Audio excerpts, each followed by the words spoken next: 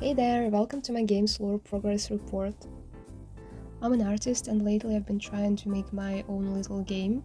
It's my very first time doing something like this and honestly it's been kind of a challenge so far, but also fun.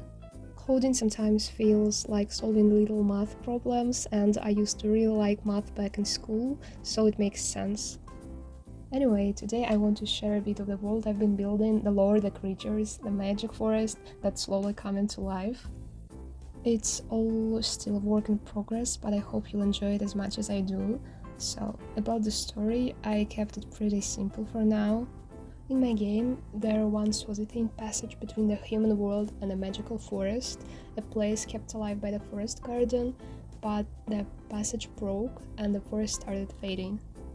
And the guardian left silent, hoping someone would come, someone who listens.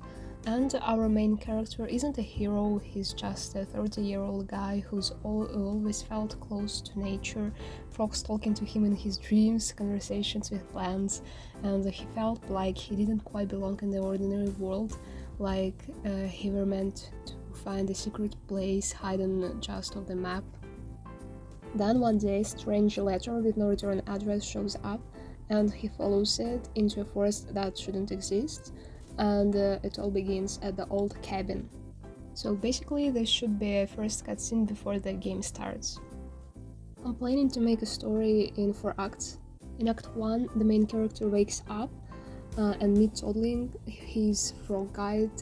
He cleans a spring, grows plants, chats with mushrooms. Act 2, the past echoes. He discovers secret places, meets other forest folks. And by the Act 3, the truth comes out. The human world let go of magic and the forest is paying the price. And the final act is a choice, return to the world he came from or become something more. So stay as the guardian of the forest. So what do you actually do in the game? You grow magical plants, restore sacred spots, help frogs and fungi work through their forest drama, you solve mysteries, make new friends, and try to heal the forest by reconnecting the mirror path. It's cozy, maybe a little weird, and sometimes full of surprises, I guess. And then I'm planning to do 2 endings. The character can stay and become the forest new guardian, live with the creatures he've come to love, or he can go back, carry what he learned into the human world, but something will always remain. Maybe one day he'll find his way back, maybe the forest finds him, and I'm planning to do a last shot for this ending, a single frog on a city windowsill looking right at the main character. The most interesting part for me here, I guess, the forest creatures. There are several folks living in the forest. First one is a frog folk. They're musical, swampy, sometimes wise, sometimes just plain silly. Here you can see some of my inspos for the characters, and here are my sketches and the characters in pixel art, but there are just 2 of them. For now, I'll do more. The next folk is mycelians. They're quite mushrooms who literally talks to trees. There are also some inspo for them, and my sketches and the final pixel arts. I find them kinda cute. Then we've got plant spirits, walking flowers and ferns that need to be fed with some magical energy sometimes. I didn't do any sketches for them yet, but here you can see my main inspo is Alice in the Wonderland, like the flower garden. And also I even found my very old sketch in Illustrator with that garden. I guess I made it like 3 years ago. It's crazy how time flows so fast. Next I've got firelings, tiny flying lights like fireflies. And of course I've got an inspo from the Princess and the Frog. I'm also planning to make them not only flying but perhaps somewhat similar to the little spirits of the forest as in the works of Hayao Miyazaki. The most of the folks are friendly, but there are a spider guild. I'm planning to make them not only spiders, but wasps and others. That's just they hate people for destroying their world and will attack the main character. And here you can see also some of my very old studies for the insects. I'm planning to use them maybe especially for the spiders inspo because I like how they turned out here. Oh, and one weird idea I'm still thinking about.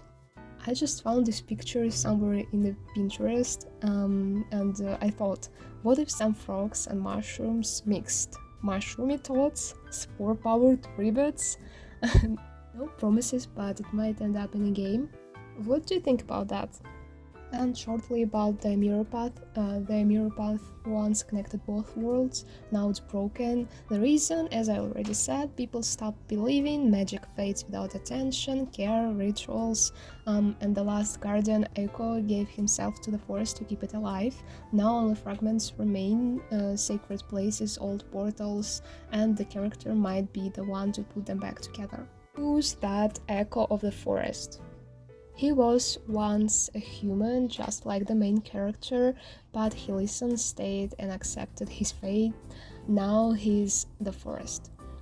And you might see him as a fox with human eyes, or a singing toad, or a gust of wind whispering the main character's name. He helps, he remembers, and he's waiting. He was the one calling the main character to the world. Finally, to the locations and my small map of the world. The world's not huge. Your cabin is a base. Then we've got the Murmuring Glade, a forest glade where flowers speak, the Mist Marsh, Swamp's home of the frog folk, the Hollow Tree Library, the Library of a Living Tree, Moonlit Basin, Moon Lake and a passage portal, Fungal Ridge, mushroom caves where you can talk to the roots and to the mushroom people, Echo's Grove. It is the final area inhabited by the Echo. There you can literally see him engrown in a tree. And here you can see some of my locations done so far and some of the inspos for the next locations. So yeah, that's the world I'm working on, a cozy forest full of odd little creatures, secrets and choices. It's weird, maybe a bit personal, and honestly, I love making it. Let me know what do you think, or if any part of this world made you smile, and maybe, just maybe, one day you'll visit the forest too, when I finish the game. So see you in the next update, or in the next report. And for now, I'm wishing you a very good day. See you soon. Bye.